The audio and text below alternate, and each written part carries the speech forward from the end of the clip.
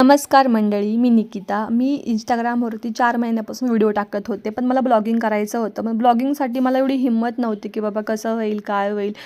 मग लोकं काय म्हणतील याचा विचार करून मी पूर्ण माझे 4 महिने वेस्ट घालवलेले आहेत आणि आता ठरवलं चला आता करूयात. तर मग मी गेले होते थेऊरला गणपतीच्या पाया पडायला. तर थेऊरला पाया पडायला गेल्यावर समजलं, की तिथं मंदिर बंद आहे. मग आरशू रडायला लागला. जिथं जाईल तिथं आरशू रडत असतो गाडी बघितल्यावरती. मग त्याला मी गाडी घेऊन दिली. जास्त शॉप्स पण ओपन नव्हते कारण का मंदिर बंद असल्यामुळे लोकं येत होते, बाहेरून दर्शन घेऊन जात होते. आणि हां, 2 दिवसानंतर मी हा व्हिडिओ अगोदर शूट केला आहे, त्याच्यामुळं आता मंदिर उघडलेलं आहे.